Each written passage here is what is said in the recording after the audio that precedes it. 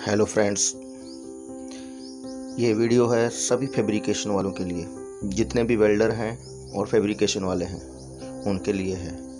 अगर कोई दूसरे हैं तो वीडियो को छोड़ सकते हैं, और जो वेल्डर हैं वो चिपक के रहें वीडियो के साथ, लास्ट तक देखें।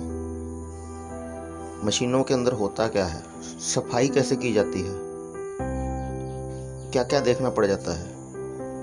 कहीं भी मशीन बाहर जाती है तो उसको पहले ले आके एक बार ज़रूर 15 दिन में टेस्ट करें, सफाई करें।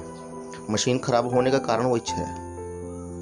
अभी देखिए, इसमें ये कंडेंसर टूटा हुआ निकला है। कब से टूटा है कोई पता नहीं है। 15-20 दिन बाद बाहर से आया है साइड से। तो साफ़ करने के लिए ब्लोअर मारते हैं हम लोग हमेशा, ताकि मशीन की लाइफ बड़ी रहे। मगर ये टूटा हुआ निकला है। अब इसको जोड़ना कैसे है वो भी पता चल जाएगा। और सफाई करके रखिए।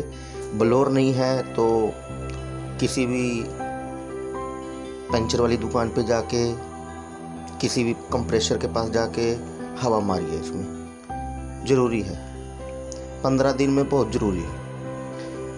हमारे जो इंडस्ट्री का काम जो रहता है फैब्रिकेशन लाइन का, उसमें क्या होता है कि बहुत बारीक बारीक जो हवा में लोहे के कण रहते हैं वही जाके इनके ऊपर बैठ जाते हैं। इनके जो कार्ड हैं फिर वो ख़राब हो जाते हैं। और कार्ड ख़राब हुए तो कोई ना कोई शॉर्ट सर्किट होता ही है, फिर मशीन ख़राब होती है, फिर रिपेयरिंग के लिए जाती है, जिसमें बहुत सारे खर्चे भी लगते हैं।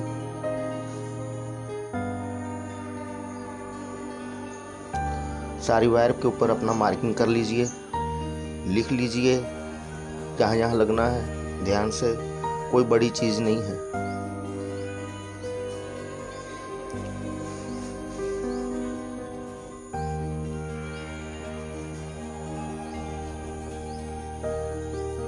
सारे वायर निकाल दीजिए इसके, जितने भी है। नीचे से 4 स्क्रू हैं, कार्ड को बाहर निकाल दीजिए।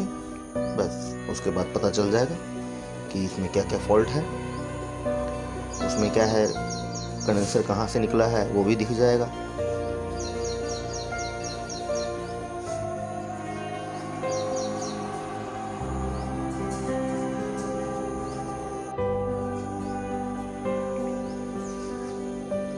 ये 4 स्क्रू खोलने हैं।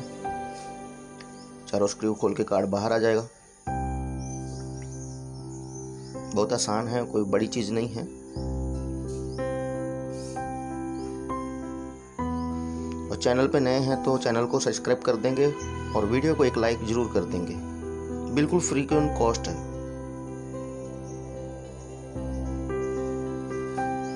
ये कार्ड बाहर आ गया है, ये भी हिल रहा है, उसके भी टांके लूज हैं। कंडेंसर के ऊपर एक नेगेटिव का निशान दिया हुआ है और कार्ड पे पॉजिटिव का निशान दिया है, मतलब पॉजिटिव दूसरे साइड का है। तो ये ऐसे फिट हो जाएगा और उधर से शोल्डिंग हो जाएगा। अब चलते हैं शोल्डिंग वाली दुकान पे।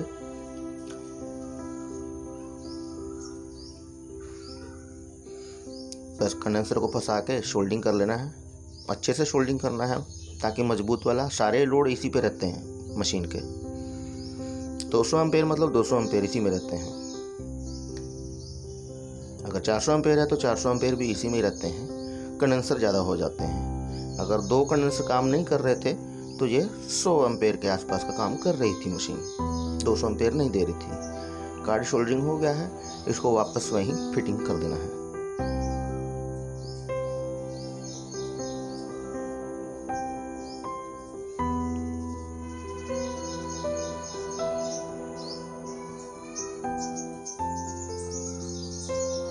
फिटिंग करके वही 4 स्क्रू फिर टाइट कर देने हैं यहाँ यहाँ से खोले थे, और वही वायर फिर से लगाने हैं। फिर इसका एक बार टेस्ट जरूर लेना है लास्ट में।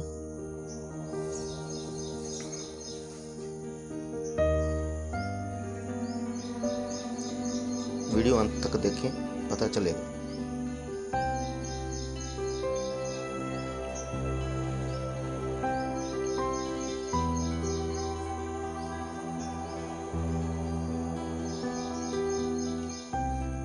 टाइट हो गया है, सब वायर लगा देने हैं। यहाँ से जो खोले थे वो सारे वायर लगा देने हैं। ये पीछे पंखे का वायर है, पंखे का वायर लग जाएगा। मेन पावर है, मेन पावर भी लग जाएगी।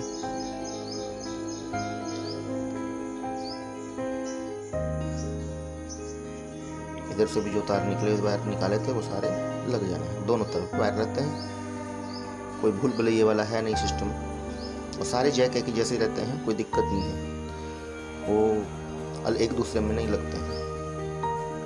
तो ये अपना हो गया है रिपेयरिंग पूरा मशीन।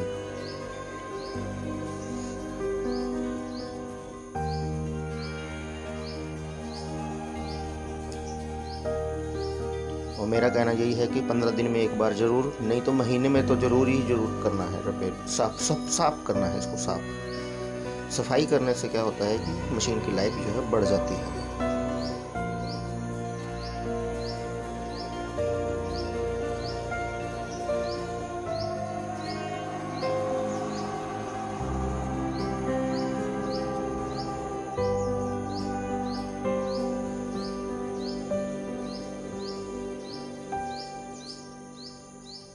सारे स्क्रू अच्छे से लगा लीजिए।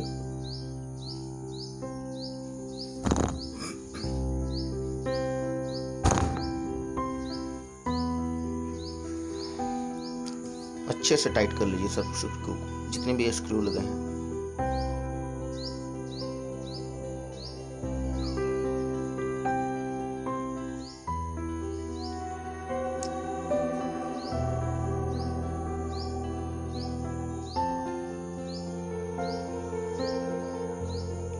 एक पेचकस की जरूरत है और एक ब्लोर की जरूरत है। ब्लोर लमसम सभी दुकानों में होता ही है फैब्रिकेशन लाइन में, नहीं तो कंप्रेसर तो रहता ही है। प्रेशर से हवा मारना है बस, मशीन बिल्कुल फर्स्ट क्लास चलेगी और लॉन्ग लाइफ चलेगी। बहुत पुरानी मशीन है ये, बहुत टाइम से चल रही है, कोई प्रॉब्लम नहीं है।